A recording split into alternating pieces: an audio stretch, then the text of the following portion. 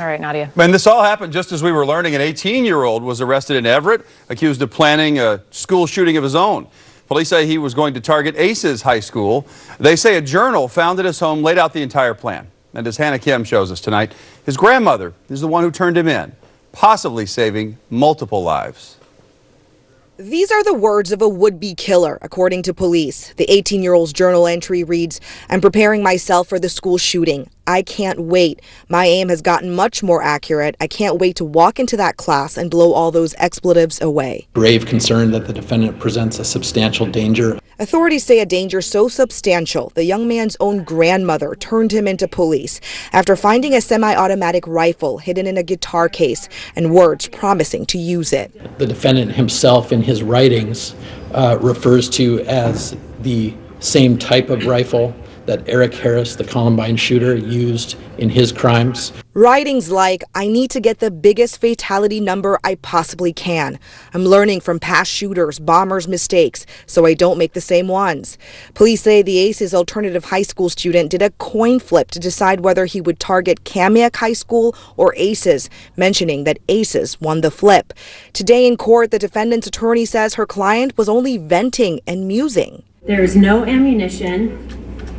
There's nothing else to suggest other than the defendant's statements in his journal. A journal entry alone is usually not enough for someone to face attempted murder charges, but police say it's all about what the student did in conjunction with the writings. Detectives continue searching the 18-year-old's home today. They have already found 2 inert grenades and more writings that show he was researching ways to make the grenades live by using black powder.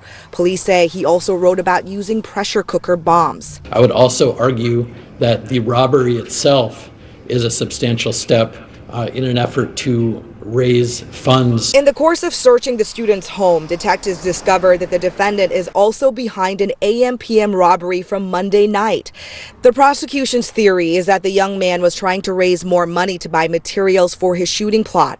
Tonight, Everett police is applauding the boy's grandmother for saving lives. That would have probably been one of the hardest calls she probably has ever made, but I think that the content of the journal and some of the other evidence that was in the house was enough that she was alarmed enough. Police say the student admitted to robbing the AM/PM, telling them that he felt powerful during the course of the crime.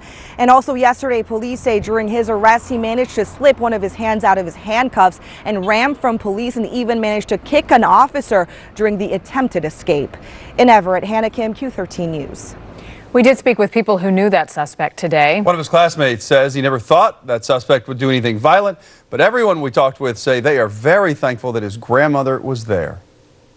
I feel like I might have been able to help him with this stuff that he was going through if he would have let somebody know. I know that it had to have been really hard for her to do that, to turn in her grandson like that. But she, quite honestly, probably saved a lot of lives, including her own grandsons.